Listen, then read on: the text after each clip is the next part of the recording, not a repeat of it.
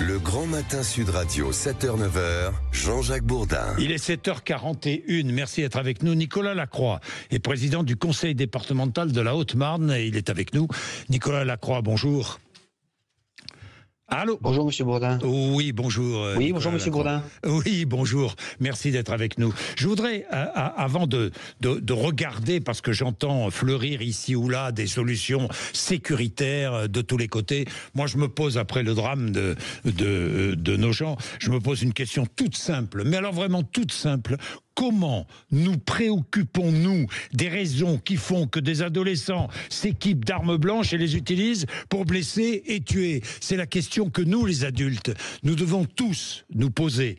Nicolas Lacroix, dans le cas de nos gens, de ce gamin de 14 ans, de cet ado de 14 ans qui a poignardé Mélanie, il avait été... vous, au conseil départemental, vous êtes responsable des collèges, non pas du fonctionnement des collèges, en partie, du bon fonctionnement, mais pas de toute l'éducation à l'intérieur des collèges. Mais Nicolas Lacroix, cet enfant de 14 ans avait été 2 fois expulsé en début d'année pour comportement violent. Il était ambassadeur harcèlement. Est-ce qu'il n'était pas harcelé lui-même? Est-ce qu'il n'y a pas des raisons psychologiques et mentales, évidemment, à chercher autour de son geste? Alors Monsieur Bourdin, d'abord ce matin, vous savez, le réveil est difficile. Et moi j'ai une pensée quand même pour à la fois les familles et puis ces collégiens qui ont tous été marqués par ce qu'ils ont vu, par ce qu'ils ont entendu. Donc aujourd'hui c'est d'abord le moment du recueillement et le moment du deuil. Et ensuite viendra le moment des solutions. J'ai entendu toutes les solutions hier qui ont été apportées dans l'urgence par le président de la République et par le Premier ministre. Alors ce jeune, effectivement, il était plutôt engagé dans ce collège sur les questions de harcèlement.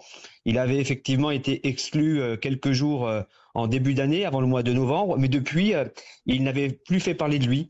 Donc ce geste, il était vraiment imprévisible. Oui, imprévisible. Et encore une fois, ça nous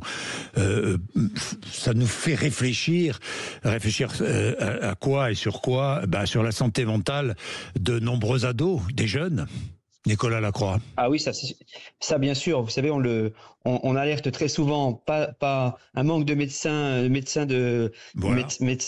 scolaires, manque évidemment de psychologues, de pédopsychiatres. Vous savez, nous on a en charge la protection de l'enfance. C'est au quotidien notre alerte parce qu'on manque de tous ces professionnels de santé pour prévenir, pour sentir les choses. Et là, effectivement, il y a carence dans ce domaine en matière d'accompagnement et de prévention de nos jeunes. Bien sûr, et j'y fais référence sans cesse parce que j'avais été profondément marqué par le témoignage du mari d'Agnès Lassalle. Vous vous souvenez, ce professeur d'espagnol mortellement poignardé par un élève, c'était en février 2023 à Saint-Jean-de-Luz. Nicolas Lacroix, il y a aussi floraison depuis hier de solutions en tout genre pour essayer d'éviter que des armes blanches soient introduites dans un établissement scolaire. Alors, il y a les solutions de portique, mais les portiques, par exemple, ne détectent pas les couteaux en céramique. Et il y a la reconnaissance faciale. Nicolas Lacroix, vous êtes responsable de la sécurité de ces collèges. Oui, bien sûr, dans votre département. Que faire ? Quelles infrastructures faut-il financer pour améliorer la prévention de tels gestes ? Bon, d'abord, effectivement, il y a la vidéoprotection, installer des caméras à l'entrée des établissements. Oui. C'est parfois contesté, y compris par le monde enseignant, y compris par un certain nombre d'associations qui ne souhaitent pas ce genre d'installation, mais on est en train de le faire. On est en train d'étudier un certain nombre de collèges qui pourraient être équipés en vidéo. Il y a les portiques, j'ai bien entendu. Il y a aussi l'interdiction de vente aux mineurs d'armes blanches.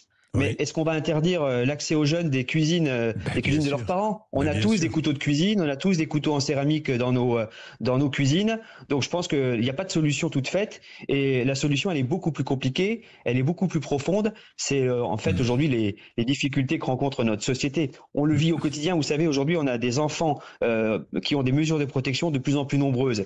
Donc ce sentiment de difficulté dans les familles les départements le ressentent avec la protection de l'enfance, avec des mesures de protection d'enfants qui explosent depuis plusieurs années. Oui, Nicolas Lacroix, je voudrais préciser aussi, puisque vous êtes président du conseil départemental de la Haute-Marne, que Nogent, c'est une petite ville de 3500 habitants. Il n'y a pas de conflit communautaire, il n'y a pas de banlieue particulière. C'est une ville extrêmement tranquille. Bien sûr, il y a même plus que ça en fait. Il y a des communautés qui travaillent ensemble depuis très longtemps. C'est une ville ouvrière, c'est une ville plutôt paisible où les gens travaillent, où on a d'ailleurs un collège plutôt de référence, un collège qui travaille sur de nombreuses actions, opérations de prévention. Donc vraiment rien ne pouvait présager d'un acte à Nogent, mais on voit qu'aucun territoire n'est épargné et Nogent comme les autres. Dérive de la société. Nicolas Lacroix. Tout à fait. Dérive de la société. Moi, je vous le redis parce que nous le vivons au quotidien à travers la protection de l'enfance, à travers l'accompagnement des familles. On voit que notre société est en train de partir et on le voit tous les jours avec l'accompagnement des plus fragiles. Le département de la Haute-Marne, c'est 1400 enfants confiés au département. C'est énorme et ce chiffre ne cesse que d'augmenter. Donc on voit effectivement le malaise dans les familles de Haute-Marne, mais de France bien sûr. Bien, merci beaucoup, vraiment, Nicolas Lacroix, d'avoir été avec nous, président du conseil départemental de la Haute-Marne. Oui, nous prenons conscience tous de la réalité du problème. La réalité, c'est quand un fait divers surgit, tout de suite, évidemment, la une de nombreuses chaînes de télévision, c'est la sécurité, la répression. Oui, mais il n'y a pas que ça, c'est pas la seule réponse, évidemment.